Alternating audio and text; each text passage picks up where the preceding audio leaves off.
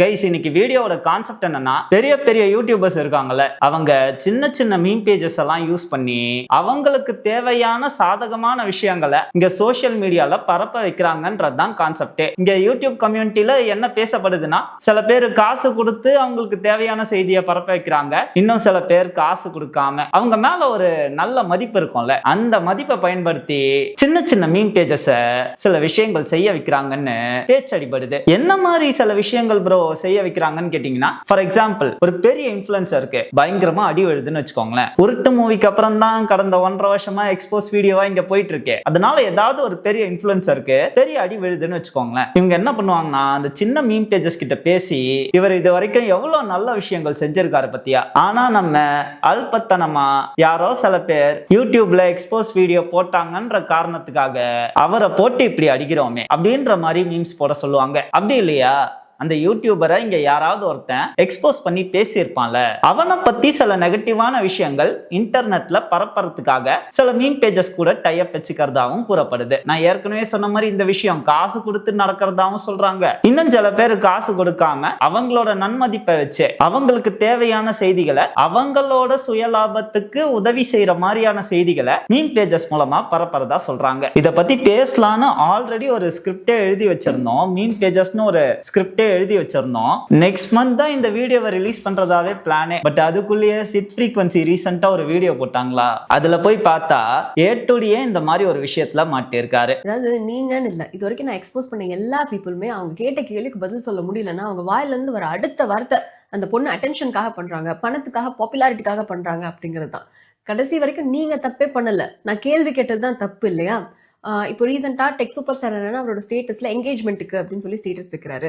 அதுக்கு முன்னாடி எக்ஸ்போஸ் பண்ண டெக் இன்ஃப்ளூயன்சரும் கிட்டத்தட்ட இதே மாதிரியான ஒரு ஸ்டேட்டஸ் தான் வச்சாரு. அந்த ஸ்டேட்டஸ் வச்சது கூட பரவாயில்ல, அதை விட வேர்ஸ்டா ஒரு விஷயம் பண்ணாரு.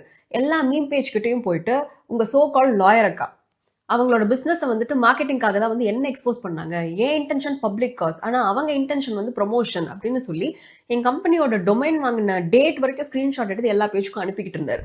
ஆக்சுவலா இதுக்கு முன்னாடி நான் பண்ண ஸ்கிரிப்ட் ஃபுல்லாவே ஸ்பெகுலேஷன் பேசிஸ் தான். அந்த ஸ்கிரிப்டே எப்படி இருக்கும்னா, இந்த மாதிரி கேள்விப்பட்டோம், இந்த மாதிரி பேச்சு அடிபடுது, இந்த மாதிரி எல்லாம் சொல்றாங்க, அப்படிதான் இருக்கும். ஆனா இங்க சித் ஃப்ரீக்வன்சியோட வீடியோ எடுத்து பாத்தீங்கன்னா அதுல அவங்க அக்யூசேஷனோட ஒரு ஸ்கிரீன்ஷாட்டையும் ஷேர் பண்ணிட்டாங்க. ரீசெண்டா சித் ஃப்ரீக்வன்சியோட சேனல்ல சைடு எஃபெக்ட்னு ஒரு வீடியோ போட்டிருந்தாங்க. அந்த வீடியோவோட ஹோல் கான்செப்டே வேறன்னு வச்சுக்கோங்களேன். அதுல சின்னதா ஒரு ஓரமா ஏட்டுடியும் தட்டி விட்டுருப்பாங்க. ஆக்சுவலா உங்களுக்கு உருட்டு மூவிக்கு தனி இன்ட்ரோடக்ஷன் தேவையில்லைன்னு நினைக்கிறேன். ஏட்டுடி அவர்கள் அந்த வீடியோவை 2023 ஜூன் மாசம் பண்ணியிருப்பாரு. அப்ராக்சிமேட்டா அந்த வீடியோ ரிலீஸ் பண்ணி 1.5 வருஷத்துக்கு மேல ஆயிடுச்சு. அந்த வீடியோல அவர் தமிழ் டெக் அடிக்கும் போது என்ன சொல்லியிருப்பாருன்னா, என்ன ப்ரோ இங்க வியூஸுக்காக வீடியோ போடுறேன்னு சொல்றீங்க, இங்க வியூஸுக்காக தான் சண்டை போடணும்னா டி சீரிஸோட தான் சண்டை போடணும். ஆனா இங்க அது பிரச்சனையே கிடையாது. உங்களோட மைண்ட் செட் எல்லாமே பிற்போக்குத்தனமான மைண்ட் செட். நீங்க ஒரு நார்சிஸ்டிக் பர்சன். ஆக்சுவலா மக்கள் எல்லாரும் தெளிவாயிட்டாங்க ப்ரோ. நீங்க இன்னும் 2016, 17 காலகட்டத்திலே இருக்கீங்க. இது 2023 அப்படின்னு 1.5 வருஷத்துக்கு முன்னாடி பேசிட்டு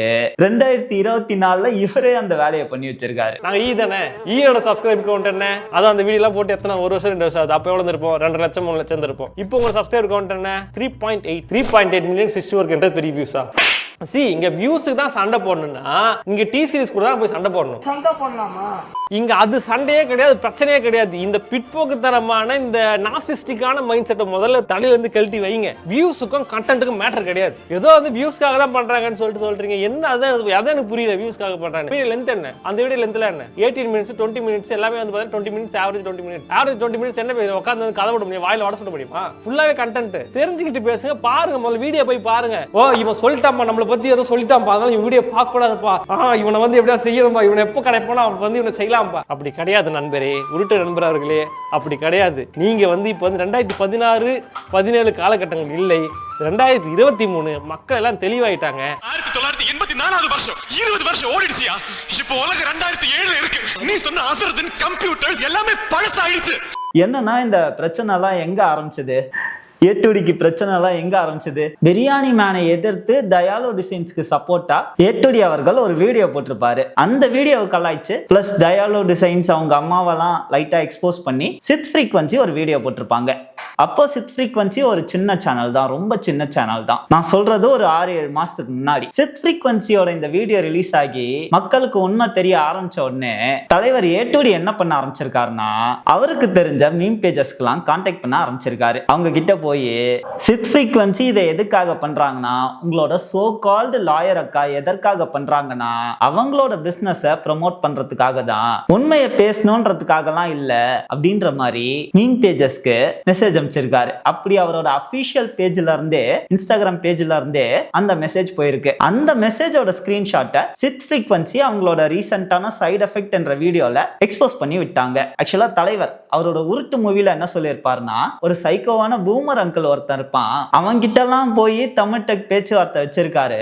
இதுல இருந்தே தெரியுது நீங்க எவ்வளவு நார்சிஸ்டிக்கான பர்சன், எவ்வளவு மோசமான மென்டாலிட்டி உங்ககிட்ட இருக்கு அப்படின்லாம் பேசியிருப்பாரு. ஆனா தலைவர் பிசி டாக் இவர் என்ன பண்ணியிருக்காருன்னா, முகமே காட்டாத ஒரு சேனல் ஒண்ணு இருக்கு. அந்த சேனல் சித் ஃப்ரீக்வன்சியோட முதல் வீடியோ வந்த உடனே, அதாவது A2D செஞ்சாங்கன்னு சொன்னல, அந்த வீடியோ வந்த உடனே என்ன பண்ணிருக்கு, சித் ஃப்ரீக்வன்சி தான் தப்பு, அந்த பொண்ணுக்கு ப்ரொமோஷன் தான் மோட்டோ, A2D அடிச்சு அவங்க பிரபலம் ஆகிறது தான் அவங்களோட மோட்டோ அப்படின்னு சொல்லி ஒரு முகம் தெரியாத சேனல், முகத்தை காட்டாத ஒருத்தர் ஒரு வீடியோவை போட்டிருக்காரு. அதை A2D சொல்லி தான் போட்டாரா இல்ல சொல்லாம போட்டாரான்னு தெரியல. ஆனா அந்த வீடியோ எடுத்து A2D என்ன பண்ணியிருக்காருன்னா, sensible POV, sensible point of view அப்படின்னு சொல்லி ஸ்டோரியில ஷேர் பண்ணி விட்டாரு. இது எல்லாமே ஒரு 6-7 மாசத்துக்கு முன்னாடி நடந்த கதை. இப்ப அதோட ஒரு ஸ்கிரீன்ஷாட் எக்ஸ்போஸ் ஆயிருக்கு, அவ்வளவுதான். சரி, இதெல்லாம் எதுக்குடா பேசுற, இதை தெரிஞ்சு என்னடா ஆக போகுது, A2D அப்ப அதை பண்ணி இருக்கலாம், இப்ப திருந்தி கூட இருக்கலாம், இப்ப அவரோட தவறுகளை அக்செப்ட் பண்ற ஒரு பர்சனா மாறி இருக்கலாம், கிரிட்டிசிசத்தை அக்செப்ட் பண்ற ஒரு பர்சனா மாறி இருக்கலாம், மேனிபுலேட் பண்ணாத ஒரு மனிதனாக மாறி இருக்கலாம். எதுக்குடா பழைய விஷயத்தை இப்ப பேசுறேன்னு கேட்டீங்கன்னா, இது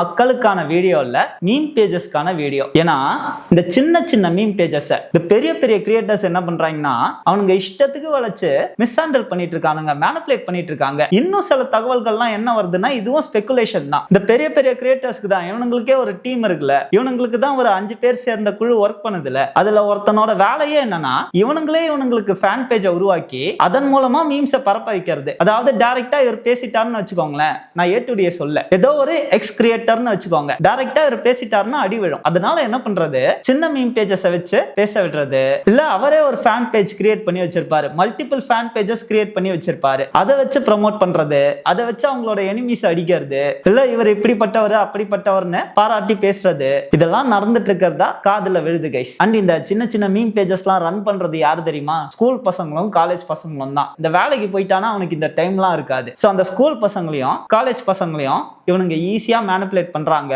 அப்படின்றது தான் கான்செப்ட். அதனால சின்ன சின்ன மீம் பேஜஸ் ரன் பண்ணும் சிறார்களே, உங்களுக்கு வேணா ஒரு கிரியேட்டர் பிடிச்சிருக்கலாம், அவனோட ஃபேன் பாயா கூட நீங்க இருக்கலாம், இல்ல அவனை மாதிரி ஆகணும்னு இன்ஸ்பிரேஷன் வச்சிருக்கலாம். ஆனா அவன் சொல்றானேன்னு நம்பி மீம்ஸை பரப்பாதீங்க.